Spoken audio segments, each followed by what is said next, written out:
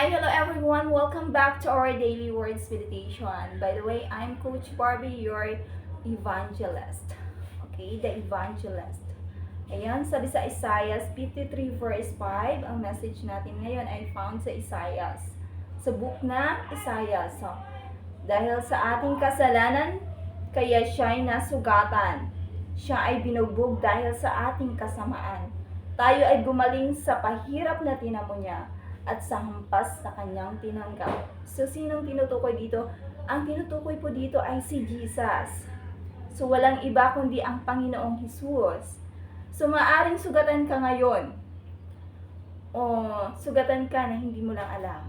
O sugatan ka na hindi halata. So, according sa Bible po, merong 3 types of wounds. So, we have 3 types of wounds. Number 1, yung physical, yung sugat sa katawang lupa or sa sugat sa flesh. Yun yung mga injuries that breaks your skin. So, ayun. Number 2, yung sa mental health, sa mental wounds. Yun yung pagiging irritable mo. Irritability, phobia, anxiety. So, sa brain siya. So that is type of wounds according to Bible. Yung sadness and grief, yung trauma, yung deep hurt, yun yung types of wounds. So, na-broken ka sa pag-ibig, that is type of wounds. And din, sobrang lungkot mo, that is types of wounds. So number 3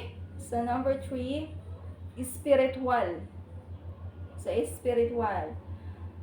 This is type of wounds that disrupt your relationship to God. Anumang humahad lang sa relationship mo sa kay God, yung destruction sa relasyon mo sa Panginoon. Yun yung types of wounds. So, maaaring sugatan ka ngayon na hindi mo lang alam or sugatan ka na hindi nga lang halata. So, these types of wounds are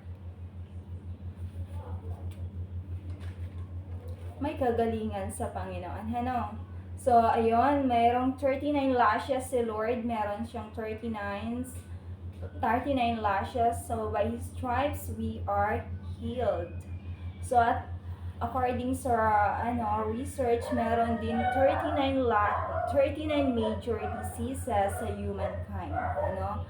At yun ay pinagaling ng Panginoon by His stripes. So, dahil sa pagkamatay ng Diyos sa krus, kaya tayo ay napagaling. Kaya tayo ay nabuhay. So, na-born again in spirit. So, ayun. So, lahat ng yon ay gumaling dahil sa latay ng Panginoon. Amen?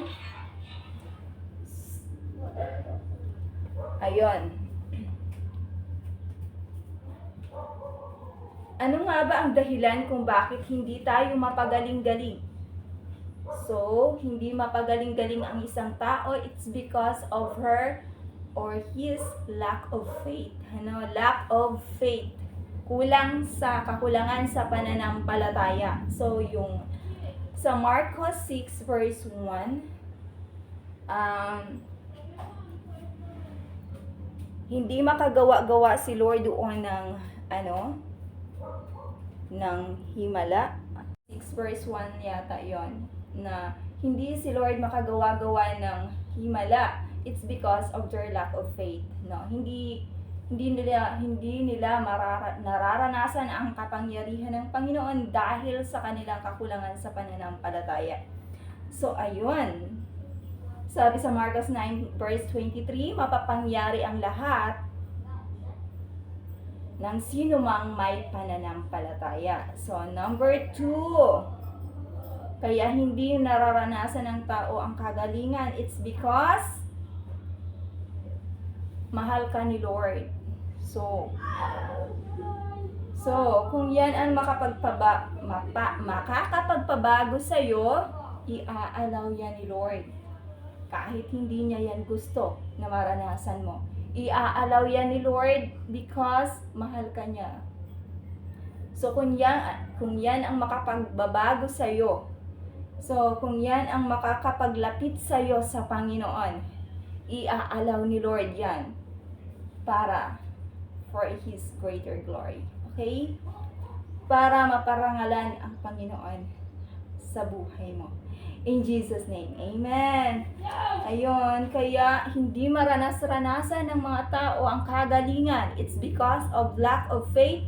And number 2, God loves you so much.